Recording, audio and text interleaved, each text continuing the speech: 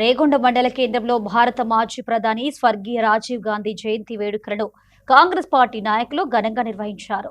రేగొండ మండల కాంగ్రెస్ పార్టీ అధ్యక్షుడు పున్నం రవి ఆధ్వర్యంలో రాజీవ్ గాంధీ జయంతి వేడుకలు జరిగాయి. ఈ సందర్భంగా రాజీవ్ గాంధీ చిత్రపటానికి కాంగ్రెస్ నాయకులు పూలమాలలు వేసి ఘనంగా నివాళులర్పించారు.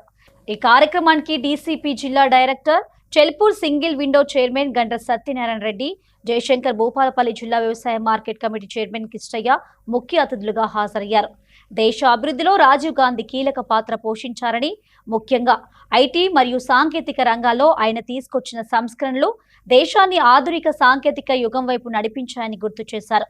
ఈ కార్యక్రమంలో టౌన్ అధ్యక్షులు ఏనుగు రవీందర్, నిమ్మల విజేందర్, రేగొండ సర్పంచ్ వనరాశి మౌనిక అంజీ తదితరులు పాల్గొన్నారు. రేగొండ మండల కేంద్రంలోని ఇలా ఈ రాజీవ్ గాంధీ జయంతి ఉత్సవాలను ఘనంగా రేగొండ మండల కేంద్రంలో జరుపుకున్నాం. దేశానికి ఐటీ రంగాన్ని తెచ్చిన గొప్ప వ్యక్తి రాజీవ్ గాంధీ. ఇలా దేశం కోసం వాళ్ళ కుటుంబాన్ని త్యాగాలు చేసి దేశంలో యువతకు ఐటీ రంగాన్ని తెచ్చి ఉపాధి కల్పించిన గొప్ప నాయకుడు రాజీవ్ గాంధీ. మనం రాబోయే రోజుల్లో కూడా దేశంలో కాంగ్రెస్ పార్టీని అధికారంలో తీసుకొస్తే మరింత అభివృద్ధి చెందుతుంది. కాబట్టి ఇవాళ మనం కాంగ్రెస్ పార్టీ చేస్తున్న సేవలను ఇలా ప్రజలు కానీ ఉదాహరణకు ఏంటంటే గతంలో ఏ విధంగా లేని ఇందిరమ్మ ఇల్లు కావచ్చు, ఈ రేషన్ సన్నబియ్యం కావచ్చు, పెన్షన్స్ కావచ్చు, ఇంకా అనేక రకాలుగా ఇవాళ మన కాంగ్రెస్ పార్టీ అధ్వర్యంలోనే నడుస్తున్నాయి. కాబట్టి రాబోయే రోజులలో కూడా ఇలా ఈ నియోజకవర్గంలో గవర్నర్లు పెద్దలు భూపాలపల్లి నియోజకవర్గ అభివృద్ధి గండ్ర సత్యనారాయణ ప్రజల మధ్య నుండి ప్రజల సమస్యల నుండి అన్ని రకాల గ్రామాల అభివృద్ధి చెందుతుంటూ ఇవాళ నిత్యం ప్రజల నుండి ఆ సమస్యలు ఎక్కడెక్కడ పరిష్కరిస్తున్న ఒక గొప్ప నాయకుడు గండ్ర సత్యనారాయణ. కాబట్టి ఇవాళ మనం అందరం కూడా కాంగ్రెస్ పార్టీ వెంట ఉండి రాబోయే రోజుల్లో కాంగ్రెస్ పార్టీని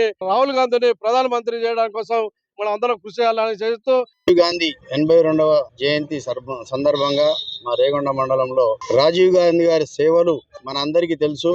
అతను వచ్చిన తర్వాత సమాచార సిస్టమ్ అనేది అంటే టెలిఫోన్ వ్యవస్థను విప్లవాత్మకంగా మార్చేటందుకు కానీ, ఇప్పుడు ఈ సెల్ ఫోన్లు కానీ ఇవన్నీ చేసేటందుకు అతను చేసిన కృషి, అతను చేసిన త్యాగాలు, వారి కుటుంబం చేసిన త్యాగాలు మన దేశం కూడా అందరూ గుర్తుంచుకుంటారు. వారి త్యాగంతో మనం ఈ ప్రైవేటైజేషన్ అయ్యి మన భారతదేశం ఇంత ముందంజ వేసింది. వారి ఆలోచన విధానాలనే పివి నరసింహారావు గారు తీసుకొచ్చిండ్రు. వారి తర్వాత మన్మోహన్ సింగ్ గారు తీసుకొచ్చిండ్రు. అవే కార్యక్రమాలు ఇప్పటి వరకు కూడా మన దేశాన్ని ఎప్పుడో 120 స్థానం నుంచి ఇప్పుడు 7వ స్థానానికి మనం వచ్చినామంటే రాజీవ్ గాంధీ గారి కృషి, వారి ఆలోచన విధానం, వారి ధైర్యం, వారి సాహసోపేతమైన నిర్ణయాల వల్లనే ఈ విప్లవాత్మకంగా మార్పులు వచ్చి మన భారతదేశం ఇలా ఉందని చెప్పడానికి మేము వెనకాడం.